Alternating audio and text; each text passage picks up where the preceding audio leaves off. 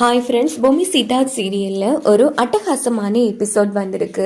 அதை பற்றி தான் அந்த வீடியோவில் பார்க்க போகிறோம். அதுக்கு முன்னாடி நம்ம சேனலை சப்ஸ்கிரைப் பண்ணாதவங்க கீழே இருக்கிற சப்ஸ்கிரைப் பண்ணை கிளிக் பண்ணிவிட்டு பக்கத்தில் இருக்கிற பெல் பட்டனையும் கிளிக் பண்ணிடுங்க. இங்கே பார்த்தோன்னா ராணியும் சித்தார்த்தும் அந்த கோவிலில் எழுதி இருக்கிறத படித்து முடிச்சிடுறாங்க. அதில் என்ன எழுதி இருக்குன்னா, இப்படி நீர்நிலைகளில் வாழாத உயிரினம் ஒரு உடலை அடையிறதுக்கு அலைஞ்சிட்ருக்கு. அதுக்கு இப்படி தசாவதானியை பெற்றெடுக்க போற பெண்மணி வேணும். அந்த சிசுவோட அந்த சிகப்படுத்து அதை பொதிச்சு வச்சிருக்கிற அந்த இடத்துக்கு தெளிச்சு விட்டா ஏற்கனவே இல்லாம பண்ண அந்த உயிரோட உடலை அடைஞ்சிரும். அதாவது நம்ம பசுபதியோட உடலை அடைஞ்சிரும். இந்த பார்க்க நிரந்தரமா இல்லாம பண்றதுக்கு ரெண்டு வழி இருக்கு. அந்த மந்திரிச்ச தகடும், அடுத்தது ஐயனார ஏவல் காத்தா அந்த ஏவல்களை வரவழைச்சு ஐயனார வரவழைக்கணும். இந்த ரெண்டு சக்தியாலையும் மட்டும்தான் அந்த பார்க்க இல்லாம பண்ண முடியும் அப்படின்னு எழுதி இருக்கு. இதை படிச்சு பார்த்து சித்தார்த், ராணி நீ ஃபர்ஸ்ட் கிளம்பு, அந்த ஏவலை எப்படி வரவழைக்கிறது நான் பார்த்துட்டு வரேன் அப்படின்னதும் ராணி வந்துடுறாங்க. ஆனா ரூம் கதவு சாத்தி பட்டுருது. ஸோ ரெண்டு பேரும் ரொம்ப பதட்டப்படுறாங்க. சித்தார்த்தால வெளியில வரவே முடியல. இங்க பாரு ராணி, நீ போய் நடக்க வேண்டிய காரியத்தை பாரு, கண்டிப்பா நான் வரேன் அப்படின்னதும் ராணி எங்கிருந்து கிளம்பிடுறாங்க. உடனே நடந்த எல்லா விஷயத்தையுமே நம்ம தாமரைக்கு சொல்லிடுறாங்க. இது கேட்டு தாமரை செம அதிர்ச்சி ஆகுறாங்க. அதுக்கப்புறமா என்னடா நடக்குது அப்படின்னுட்டு மந்திரவாதி அவங்க சக்தி மூலமா பாக்குறாங்க. பார்த்தா ராணி மட்டும் வராங்க. இதை பார்த்து தமனா செம டென்ஷன் ஆகி, பெருசா ராணி அங்க போனா வரமாட்டான்னு சொன்னீங்க, என்ன சாமி அப்படின்னதும் ராணி மட்டும்தான் வரா, ஆனா அந்த சித்தார்த் வரலையா அப்படின்னதும் தமனா சந்தோஷப்படுறாங்க. இந்த பக்கம் நம்ம ராணி வர வழியில ஒரு பூசாரிக்கு ஏதோ ஒண்ணு கடிச்சிருக்கு. அவர் ரொம்பவே போராடிட்டு இருக்காரு. ஒரு மூலிகையை வச்சு ராணி அவங்கள காப்பாத்திடுறாங்க. அவங்களும் ராணிக்கு நன்றி சொல்லி, உனக்கு ஏதாச்சும் பண்ணணும் போல இருக்கு, சொல்லுமா நான் என்ன பண்ணணும் அப்படின்னதும், சாமி இப்படி மந்திரிச்சு தகடை எங்க வீட்டுல வச்சு அது காண போச்சு, நீங்க தான் கண்டுபிடிச்சு கொடுக்கணும் அப்படின்னதும் ஒரு தேங்காயை கொடுத்து, இது காளிக்கு பூஜை பண்ண தேங்காமா, இத அந்த தகடு வச்சு இடத்துல வச்சு வேண்டிக்கோ, கண்டிப்பா இது உனக்கு அந்த தகடு எங்க இருக்குன்னு காமிச்சு கொடுக்கும் அப்படின்னதும் ராணியும் ரொம்ப சந்தோஷமா தேங்காயை வாங்கிட்டு போறாங்க. இந்த பக்கம் வீட்டுல தாத்தா பாட்டி தர்ஷினி 3 பேரும் பேசிட்டு இருக்காங்க. அண்ணன் இப்படி பண்ணணும்னு நினைக்கலன்னு. அப்போ நம்ம மல்லிகாவையும் பசுபதியும் வர சொல்றாங்க. அப்போ மல்லிகாவும் பார்க்கும் மன்னிப்பு கேட்கறாங்க. நான் அப்படி பேசினதுக்கு மன்னிச்சிருங்க தாத்தான்னு, நடந்தெல்லாம் நடந்து போச்சுமா, நீ உங்க 2 பேருக்கும் தாலி பிரிச்சு கோத்ததுக்கு அப்புறமா இது வரைக்கும் நாங்க எதுவும் பண்ணவே இல்லை, அதனால இன்னைக்கு நாம எல்லாரும் சந்தோஷமா வெளியில ஹோட்டல்ல போய் சாப்பிடலாம் அப்படின்னதும் எல்லாரும் சரின்னு சொல்றாங்க. ஆஹா, இந்த குடும்பத்துல கதையை முடிச்சு நான் என்னோட சக்தி பலப்படுத்த போறேன். அதுக்கப்புறமா அந்த ராணி வயிற்றுல இருக்கிற சிசு கதையை முடிப்பேன். நல்ல சந்தர்ப்பம் கிடைச்சிருக்கே, அவங்கள மாட்டிக்கிறாங்களே அப்படின்னுட்டு பார்க்க சந்தோஷப்படுறாங்க. ஸோ எல்லாரும் ரெடி ஆகிட்டு கிளம்புறாங்க. அப்போ வெளியில ராணி சித்தார்த் வரலையா தாத்தா அப்படின்னு கேட்குறாங்க. அவங்களால தான் இவ்வளோ குழப்பமும், அப்பா அவங்கள அப்புறமா பார்த்துக்கலாம், இப்போ நாம சந்தோஷமா போயிட்டு வரலாம் அப்படின்னுட்டு எல்லாரும் கிளம்புறாங்க. பார்க்க சந்தோஷமா எல்லாரையும் வண்டியில ஏற்றிட்டு போறாங்க.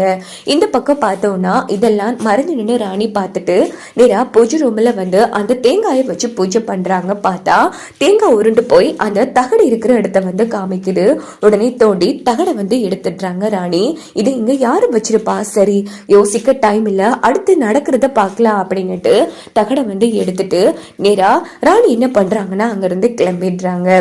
இந்த பக்கம் பார்த்தோம்னா நம்ம சித்தார்த் என்ன பண்றாங்கன்னா, அந்த ஏவலை வரவழைச்சாதான் நம்ம ஐயனாரை வரவழைக்க முடியும், ஐயனார் வந்தாதான் கதையை முடிக்க முடியும். ஸோ ஏவலை வரவழைக்கிறதுக்குரிய வழி இருக்கான்னு பார்த்துட்டு இருக்காங்க.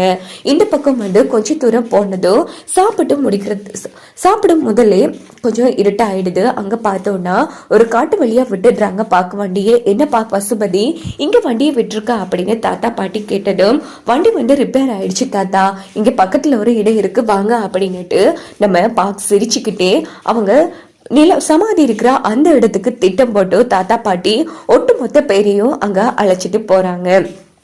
அங்க பார்த்தோம்னா நேரா பார்க்க பிடிச்சு என்ன பண்றாங்கன்னா ஒட்டுமொத்த குடும்பமும் சேர்ந்து அந்த சமாதிலேயே பிடிச்சு தள்ளி விட்டுடுறாங்க.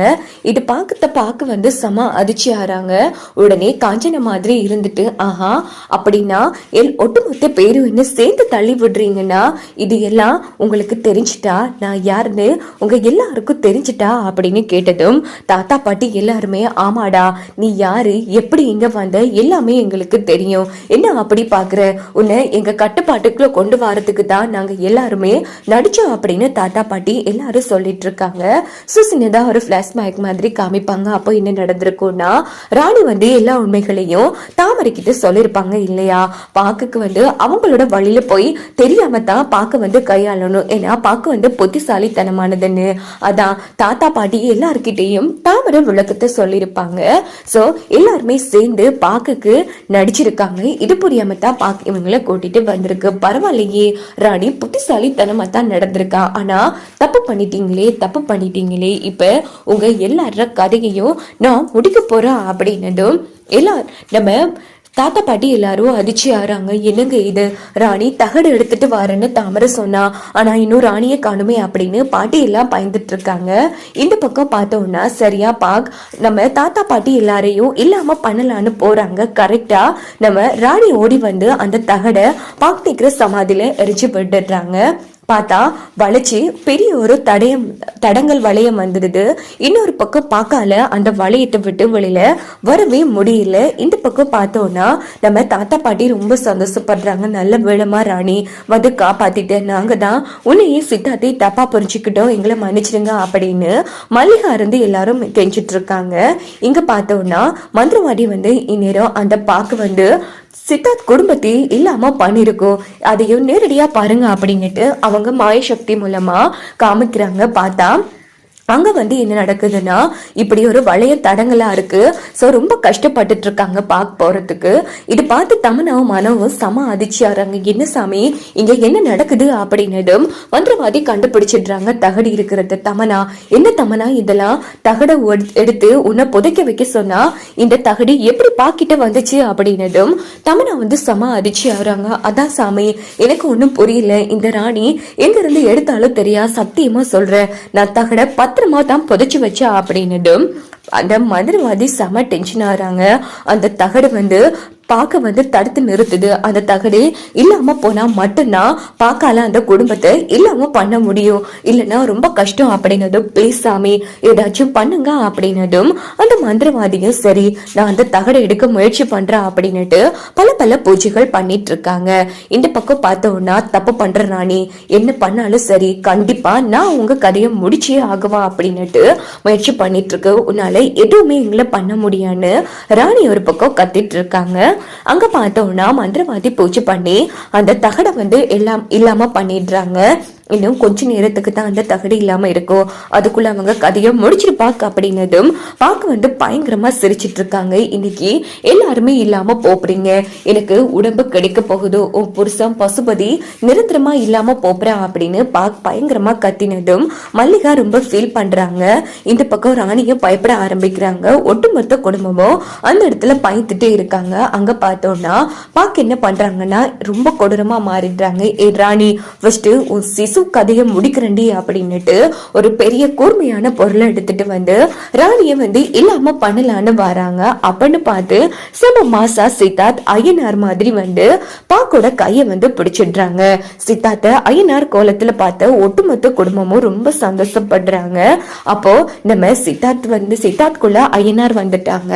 ஐயனார் வந்து பார்க்க அடின்னு அடிச்சிட்டு இருக்காங்க. இதோட பார்த்தோம்னா இந்த எபிசோட் முடிச்சு.